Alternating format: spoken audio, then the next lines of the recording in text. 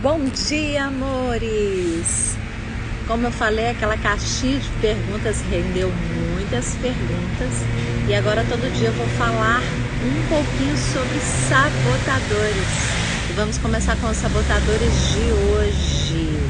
Sabotador, o maior sabotador que sabotou a minha vida e que provavelmente você pode identificar ele na sua vida também, porque ele tem o maior índice de todos de bloqueios, de disfunção, é o sabotador que trabalha na autoimagem.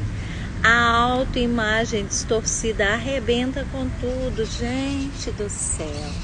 Autoimagem distorcida, porque você, mulher maravilhosa, filha amada, você que está aí do outro lado, as Maria, as Joana, as Elizabeth, as Tereza, as Éricas, as Carlas, as Joaquinas, você foi gerada lá na fundação do mundo em Cristo.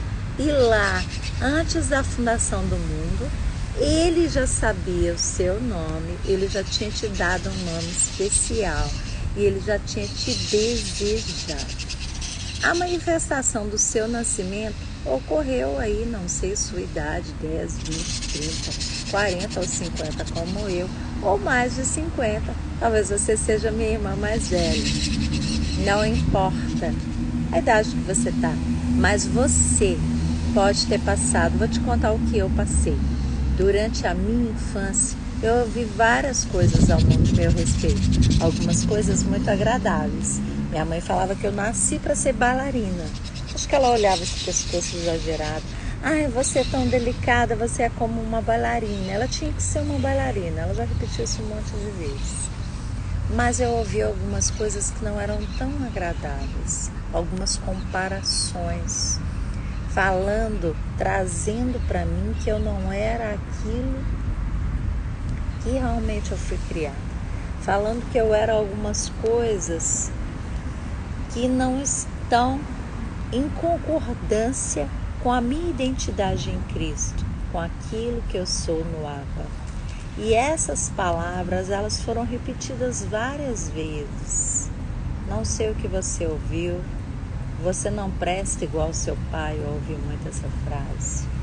Você pode ter ouvido tantas frases, você não presta para nada, você é burra, você não vai dar em nada, você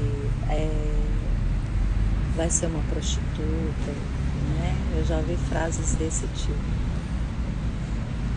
E aí você ouviu muitas frases,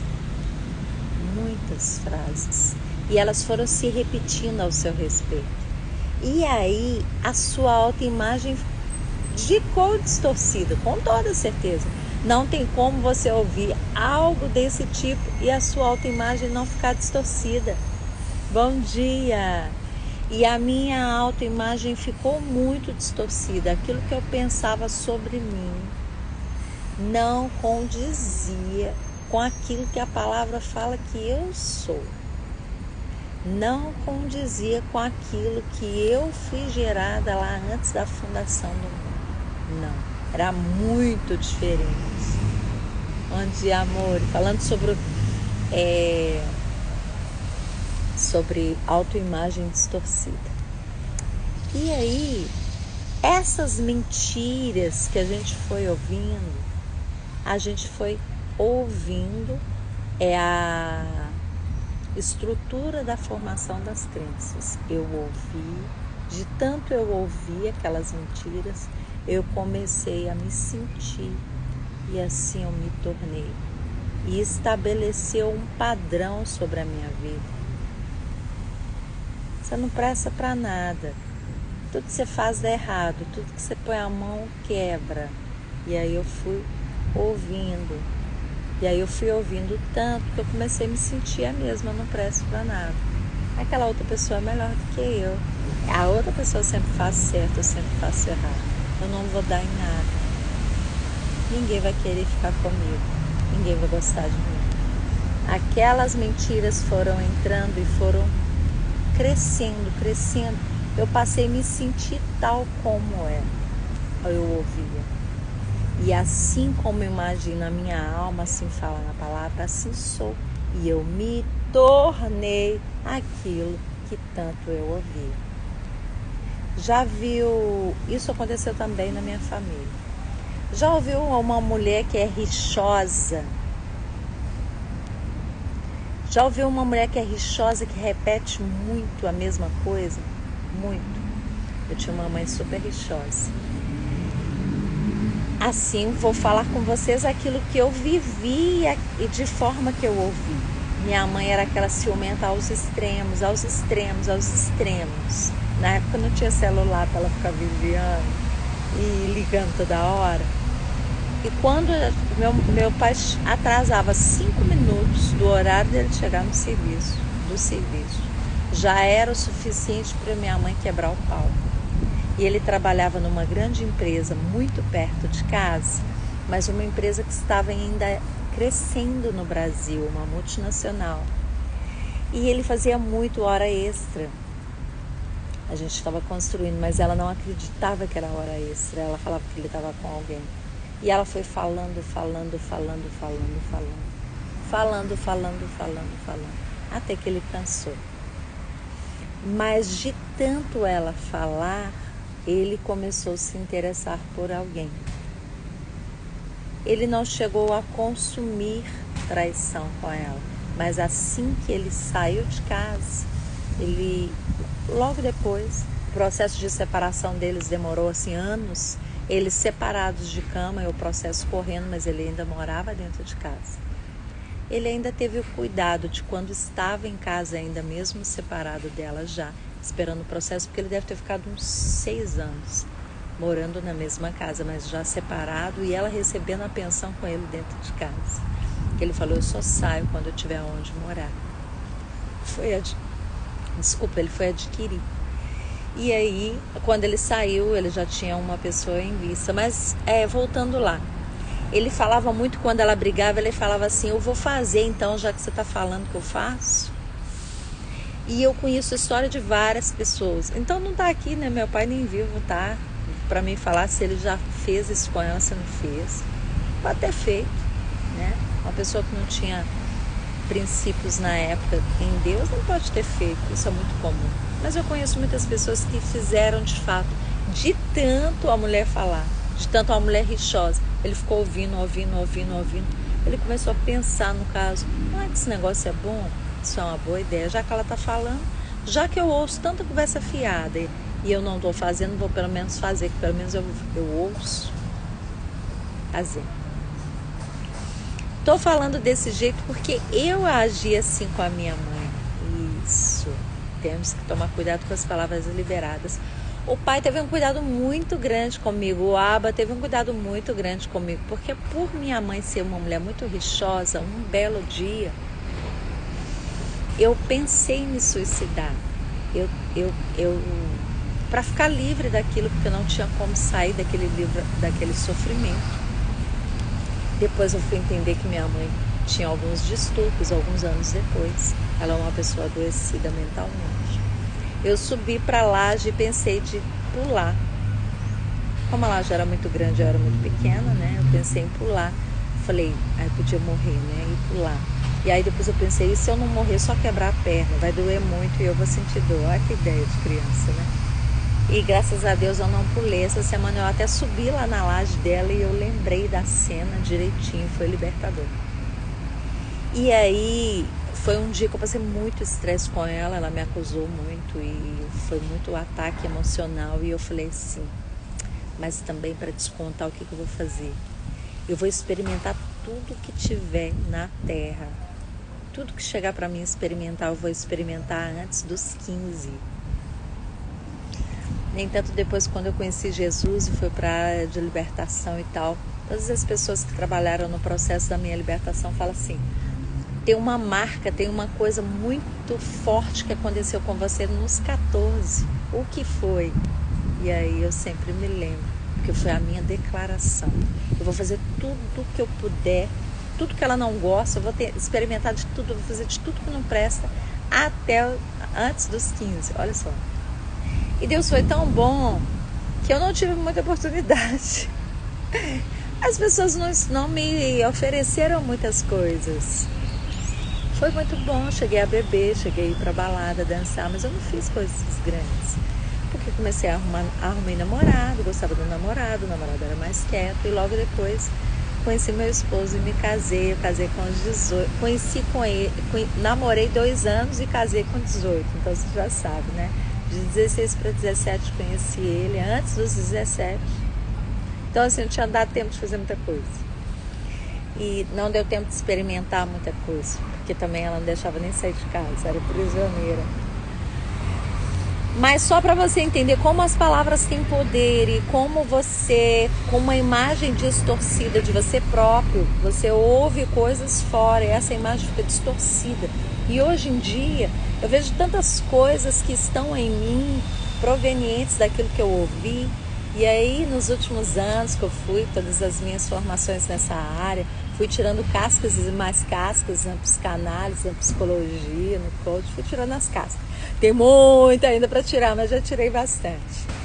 Cascas dessa autoimagem distorcida. Essa autoimagem eu resolvi. Eu resolvi essa autoimagem no Senhor. Resolvi essa autoimagem no Senhor. Eu voltei para o Abba e enxerguei que eu sou filha dele. Tenho o DNA dele em mim. Eu sou filha amada. Ele me desejou antes da fundação do mundo. E se eu tenho o DNA dele, o DNA do meu pai, ele é o quê? Lindo, perfeito, inteligente, comunicativo, esperto, criativo. Eu tenho todas essas qualidades. No Senhor encontramos tudo que precisamos. Mas deixa eu te falar, eu tenho bastante tempo com Jesus e tenho bastante intimidade com Ele. Só que quando você leva para o espiritual só, você não resolve a autoimagem. Você precisa trabalhar isso na mente. Isso. Porque a religião, muitas vezes ela fez isso comigo e ela faz isso muito. A linha a qual eu entrei, eu fui ensinada que tudo você vencia com jejum, com oração, com leitura de palavra. Só que algumas coisas estão impressas na alma. A maior parte das coisas se livra com jejum, oração e palavra, correto? Isso é a base? É. Mas eu preciso trabalhar na alma. Se eu não resolvo meus traumas, se eu não resolvo os meus problemas na alma do que eu falei, isso não está no âmbito espiritual. O espiritual eu já resolvi. Está aqui, ó. Eu já perdoei. Não me importo mais com isso, mas eu fico lembrando. E aí eu tenho comportamento distorcido. O meu comportamento não é de filha, mas eu tô lá no Abba. Eu tenho Jesus. Eu tenho Jesus, foi lavada, remida, enxaguada. Eu posso ter os dons e fazer uso dos dons até no culto. E não ter isso resolvido aqui. Por quê? Porque aqui tem um caminho neural que foi traçado em toda a situação que eu vivi, por tudo aquilo que eu ouvi, vi e senti. Isso ficou impregnado aonde? Nas minhas emoções, na minha alma. E tirar isso, você não tira por completo no espiritual, porque não está no âmbito espiritual.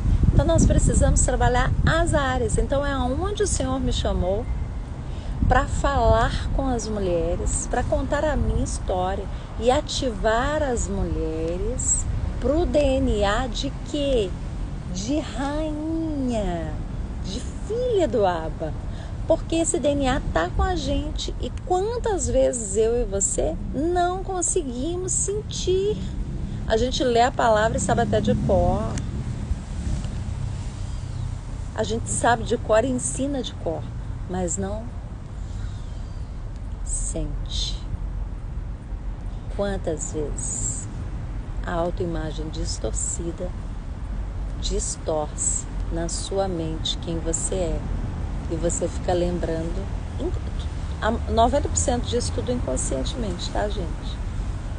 Lá no seu inconsciente está impregnado que você não presta, que você não merece, que a vizinha é melhor, que o outro é melhor, que sempre alguém é melhor, que você não merece estar nos melhores lugares, com as melhores coisas, porque o outro merece, o outro é melhor que você.